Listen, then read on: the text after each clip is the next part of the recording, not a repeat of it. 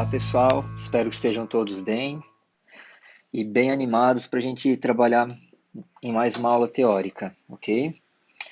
Então vamos lá. Hoje a gente vai falar um pouquinho sobre solo dense, especificamente sobre leitura de diagramas. Então, primeira coisa, o que é um diagrama? Um diagrama ele é basicamente a descrição do traçado, dos eixos, dos passos e tempos de uma determinada dança. Ou seja, ele é o manual de execução de uma dança. O diagrama ele é a nossa referência para saber como executar uma dança, onde devem estar os passos, qual é o tempo de cada passo, qual é a direção de cada passo, tá certo? Então, quando a gente falar em diagrama, a gente já sabe que se refere a um documento, a uma descrição sobre como executar uma dança. Por que é importante a gente ler um diagrama, a gente saber ler um diagrama? Sabendo ler um diagrama, fica mais fácil de a gente entender como colocar uma dança em diferentes espaços, em diferentes pistas, em pistas com diferentes tamanhos. Compreender melhor o lugar, a direção e o tempo dos passos de uma dança. E também, quando a gente for aprender uma nova dança, se a gente já tiver visualizado ela, já tiver visualizado o diagrama dela, isso pode e deve acelerar bastante o aprendizado sobre essa dança, sobre esse diagrama. Tá? Então é bem interessante que a gente já vá dando uma olhada em quais são as outras danças do grupo 1, do grupo 2 lá do torneio, para quando a gente vá aprender essas danças, a gente também tenha um aprendizado mais acelerado dessas danças. Tá? Mas então, como ler um diagrama? Um diagrama, a descrição dele é feita através da combinação de algumas siglas. As siglas mais básicas a gente já viu em figuras e agora elas vão ser combinadas aqui nos diagramas de solo dense. Então vamos só relembrar lá, quando a gente vê a letra L, a gente se refere à perna esquerda. Quando a gente vê a letra R, a gente se refere à perna direita. Quando a gente vê a letra O, a gente se refere ao eixo externo. Quando a gente vê a letra I, a gente se refere ao eixo interno. Quando a gente vê a letra F, a gente se refere ao eixo a direção de frente, e quando a gente vê a letra B, a gente se refere à direção de costas. Então agora a gente vai combinar essas letras para formar uma definição de um diagrama, de um passo. Né? Então, por exemplo, se eu tiver lá a combinação de L, O e F, eu sei que L significa esquerda, O significa externo e F significa de frente. Então, eu já sei que eu tenho que estar com a minha perna esquerda no chão e andando externo de frente. Se eu ver lá num diagrama RIF, RIF, né? Eu sei que R significa direita, I significa interno e F de frente. Então eu já sei que eu tenho que estar com a minha perna direita no chão e a executar um eixo interno de frente. Quando eu vejo a definição LIF, eu sei que L significa L significa esquerda, I significa interno e F significa de frente. Então, já sei que eu tenho que estar com a minha perna esquerda no chão e andar em eixo interno de frente. E quando eu ver lá no diagrama a combinação de siglas ROF, ROF, eu já sei que direita se refere à minha perna direita, O significa o eixo externo e F significa a direção de frente. Então, eu já sei que eu tenho que estar com a minha perna direita no chão e a executar um eixo externo de frente com a perna direita. Ok? Essas mesmas combinações de siglas a gente pode ter também para as direções de costas. No slide anterior, a gente viu que todas as siglas terminavam com a letra F, ou seja, indicavam uma direção de frente. Nesse slide a gente percebe as mesmas siglas, mas agora terminando com a letra B no final, ou seja, significa que a gente vai estar andando de costas. Então vamos ver ali da mesma forma que a gente viu de frente, ó, a combinação de siglas L e OB. Eu sei que L significa esquerda, O significa externo e B significa de costas. Então eu sei que eu tenho que estar com a perna esquerda, andando em eixo externo de costas, R e B, da mesma forma. Sei que direita se refere, R significa a perna direita, I significa o eixo interno e B significa a direção de costas. Logo, sei que eu tenho que estar andando com a minha perna direita em eixo interno de costas. A combinação L e B. Sei que L significa esquerda, I significa interno e B de costas. Logo, sei que eu tenho que estar andando com a minha perna esquerda em eixo interno de costas. E por fim, a letra R, O, B.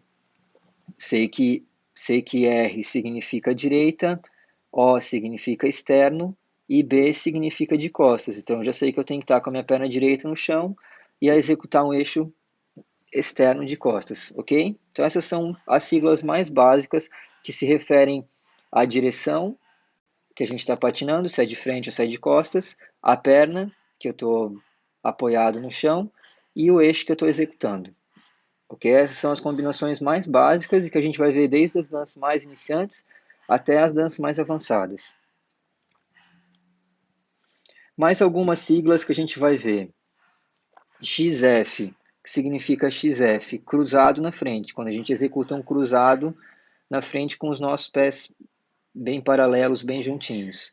XB, cruzado atrás, da mesma forma, só com o meu pé cruzando atrás.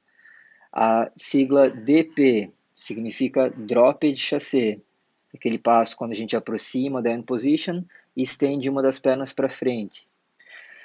A sigla RC e a sigla CH significam raised chassé, ARC, e chassé, ACH. Ambos, quando aparecerem, estão se referindo ao passo raised chassé, que é aquele chassé mais comum. A gente ainda vai estudar mais aprofundadamente os chassés, mas é aquele chassé mais comum que a gente encontra lá na Glide Waltz, que a gente encontra na Swing Waltz, que a gente encontra na Melody Waltz, ok? E em tantas outras danças. A sigla XR, que significa Cross Roll, a gente também tem algumas danças do torneio, do internacional, e a sigla SW, que se refere ao swing. Então vamos ver a aplicação dessas siglas. Ó. Aqui a gente tem um trecho de um diagrama, no caso é da Glide Waltz, onde a gente pode ver algumas siglas que a gente definiu nos slides anteriores, como LOF, que significa esquerda externo de frente, ou RIF, que significa direita interno de frente, certo? E a gente também pode observar a sigla RC, que significa Raised Chassé, ou seja, significa que junto, no caso essa que está circulada agora, né? Junto com o eixo direita interno de frente, eu vou executar um chassé ao mesmo tempo, ok? E a gente pode observar essa sigla também onde foi circulado agora, ó, onde a gente tem LIF e seguido da sigla RC. Significa que eu vou fazer um chassé em eixo interno de frente com a minha perna esquerda no chão, ok? Mais algumas siglas que a gente vai encontrar em algumas outras danças, essas siglas aqui em algumas danças mais avançadas, tá? Quando a gente tiver a sigla 3T, essa sigla está se referindo a uma virada de 3. 3T seria a virada de 3 turn, ok? Então, virada de 3. Quando a gente tem a sigla BK, descrição BK em alguma dança, significa bracket. CT, counter. RK, rocker. MK, mohawk. CW, shocktail. Essas quatro primeiras se referem a viradas com um pé. Ok? Então aqui a gente tem viradas em um pé. Tá certo? E essas outras duas são viradas, mudanças de direção que usam os dois pés. Vamos ver um exemplo aqui de uma dança. Essa dança já é uma dança um pouco mais, é o trecho de uma dança um pouco mais complexa, um pouquinho mais avançada.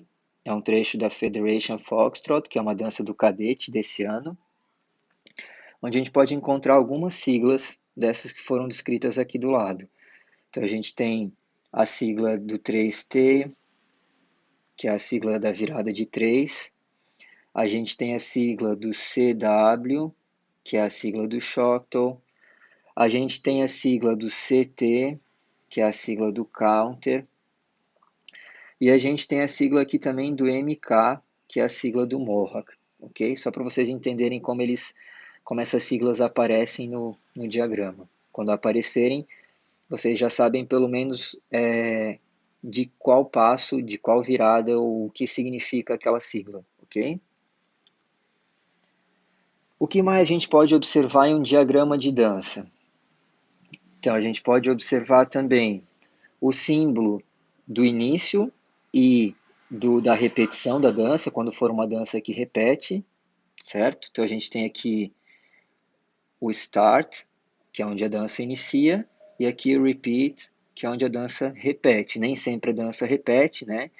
Às vezes a gente tem uma dança que é composta por uma volta inteira, e nem sempre vai estar escrito start ou repeat.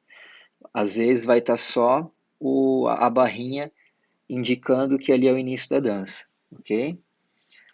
E a gente vai ter também a, uma outra referência que é muito importante, que é a referência do eixo longo e a referência do eixo curto. Para a gente lembrar lá, o eixo curto é aquela linha que corta a parte mais curta da pista, certo? De uma lateral até a outra lateral da pista. E o eixo longo é aquela linha que corta a parte mais longa da pista, um fundo até o outro fundo da pista. Então, visualizando essas duas linhas na dança, a gente consegue identificar aonde que inicia o passo, tá certo? Por exemplo, qual é o passo que acontece no eixo curto, qual é o passo que termina no eixo curto, qual é o passo que começa no eixo curto, qual é o passo que termina no eixo longo, qual é o passo que começa, que nasce no eixo longo. Essa referência é muito importante para que a gente saiba encaixar, posicionar uma dança corretamente em diferentes pistas, ok? Se eu sei qual é o passo que acontece lá no eixo curto, eu vou conseguir ter maior facilidade de posicionar essa posicionar essa dança em diferentes pistas. Da mesma forma, se eu souber qual é o passo que acontece lá no eixo longo, eu também vou ter uma facilidade maior em encaixar essa dança, esse diagrama em qualquer pista, ok? O que mais a gente pode observar em um diagrama? A contagem do tempo da música. Vocês percebem que ao lado do traçado a gente tem números menores. Esses números, eles se referem à contagem do tempo da música. Então aqui a gente tem um exemplo de uma dança que é o Siesta Tango. Essa dança, ela tem uma contagem de 8, 1, 2, 3, 4, 5, 6, 7, 8, ou 1, 2, 3, 4. E vocês vão perceber que a gente encontra esses números na lateral do traçado da dança, ao lado dos passos. Então a gente sabe, olhando esses números, a gente também consegue ter uma ideia, ter uma referência de qual é o tempo de execução desses passos, tá certo? E a gente também tem a contagem dos passos da dança. Vocês vão ver que ao lado, junto de cada passo, a gente tem também um número que se refere àquele passo. Então a gente tem o passo 1, o passo 2, o passo 3, o passo 4, o passo 5, o passo 6, o passo 7, o passo 8, o passo 9 da dança. A gente muitas vezes usa esse número para se referir àquele passo. Então muitas vezes a gente fala, no passo 8 da dança tal, no passo 10 da dança tal, acontece isso. Então é interessante a gente também ter uma noção da numeração dos passos das danças que a gente tem que executar.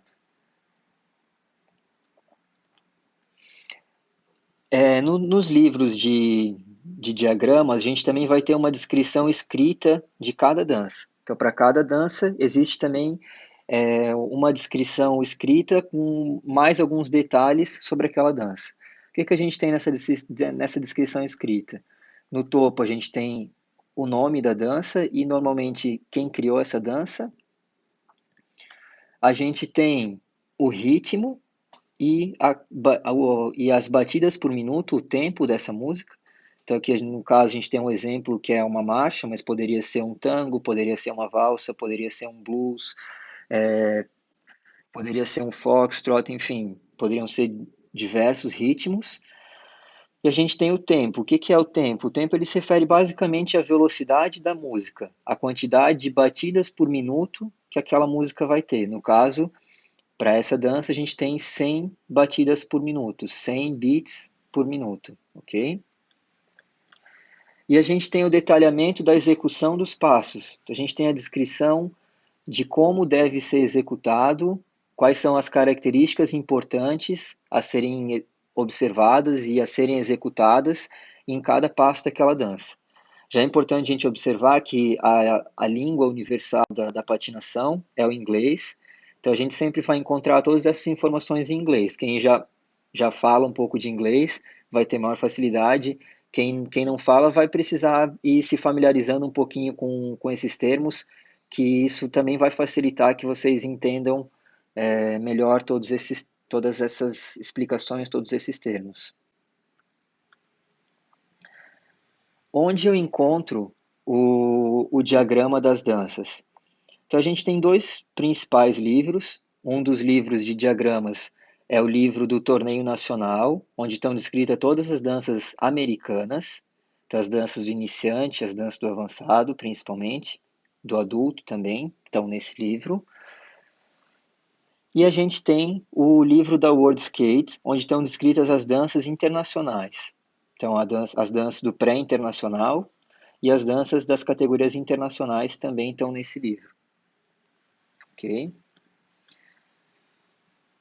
E como eu sei quais são as minhas danças? Eu vou abrir esses livros e aí eu vou pensar, esses livros vão ter inúmeras danças, então qual que eu sei, como eu sei quais são as minhas danças? Se eu estou competindo no torneio nacional de solo dance, que é o caso da maioria, né? As categorias iniciante, avançado, pré-internacional, adulto, eu vou procurar as minhas danças lá no regulamento do torneio nacional. Então, ó, nesse trecho do regulamento do torneio nacional, que não é um livro muito grande, tá? É um livro fácil de a gente olhar ele e encontrar as informações lá. A gente tem as danças do grupo 1 e as danças do grupo 2, das categorias iniciantes e das categorias avançadas. Okay? Então, a gente vai poder observar quais são as danças do grupo 1 e quais são as danças do grupo 2. Da mesma forma que a gente viu em figuras, está pré-estabelecido que as danças do grupo 1 vão ser utilizadas para o primeiro semestre e que as danças do grupo 2 vão ser utilizadas para o segundo semestre. Aí, nesse outro trecho do regulamento, a gente tem quais são as danças das categorias adulto, que são as categorias Silver, Gold e Premium. Também as danças do grupo 1 e as danças do grupo 2. E por fim, um outro trecho lá do regulamento, a gente tem quais são as danças das categorias pré-internacionais. Então, quais são as danças do pré-internacional infantil, do pré-internacional cadete, do pré-internacional juvenil e do pré-internacional sênior. As categorias de pré-internacional, elas não têm dois grupos. Elas têm um grupo único de danças para toda a temporada, para todo o ano. Se eu sou um atleta de classe internacional ou de pré-internacional, se eu sou um atleta de internacional, perdão, eu vou encontrar as minhas danças em um documento que é divulgado todo ano, que é nomeado como Requirements. Nesse documento a gente vai ter quais são as duas danças para cada categoria internacional. Tá certo? Então a gente tem ali no cadete, são as mais comuns, né? A gente tem no pré-internacional em algumas categorias também, que é o Federation Foxtrot e o Siesta Tango. No infantil, que no regulamento aparece como Spoir, a gente tem o Roller Samba e a Little Waltz. No mini infantil, a gente tem a Skaters March e o Carlos Tango. Então aí a gente tem a definição, a gente tem nomeado quais são as danças para cada categoria da classe internacional para 2020. Ok? Essas são as danças para 2020. Para 2021 sai um novo documento como esse, onde vão conter todas as danças para 2021. Todos esses livros de descrição, de diagramas, eles vão estar disponíveis na descrição do vídeo, ok? Então vocês vão poder acessar todos esses livros pelos links que eu vou deixar disponível na descrição. Agora a gente vai exercitar um pouquinho o que a gente viu na aula de hoje. Primeiro exercício, primeira pergunta que eu quero que vocês respondam aí. Quais são as minhas danças do grupo 1? Então, se eu compito no iniciante, eu vou procurar a minha idade lá no iniciante, no regulamento, vou ver quais são as minhas danças do grupo 1. A seguir, eu vou fazer a mesma coisa com as danças do grupo 2. Vou ver quais são as minhas danças do grupo 2. Se eu sou do iniciante, eu vou procurar na parte do iniciante. Se eu sou do avançado, eu vou procurar na parte do avançado. Se eu sou pré-internacional, eu vou procurar na parte do internacional, ok? Lembrando que a gente vai encontrar essas danças, quais são as danças no regulamento do torneio nacional, que, como eu já falei, vai estar disponível no link da descrição aqui, tá? E por fim, a gente vai abrir os livros de diagramas, tanto da World Skate, para quem compete no internacional ou no pré-internacional, como do torneio nacional, para quem compete nas danças, com as danças de iniciante ou de avançado, e a gente vai encontrar os diagramas das nossas danças nesses livros. Aproveitem para dar uma observada nos diagramas, ver se vocês conseguem decifrar todas as siglas, já que vocês conhecem as danças, né? Pelo menos as danças do grupo 1 todo mundo conhece. Aproveitem para observar se vocês conseguem associar tudo que vocês executam com as siglas que estão nomeadas ali no diagrama. Ok? Então, fica esse exercício aí para vocês hoje, pessoal. Espero que tenham gostado e aproveitado da aula. Qualquer dúvida que vocês tenham, vocês podem me enviar, podem me perguntar que a gente vai aprendendo juntos, ok? É isso, gente. Até logo.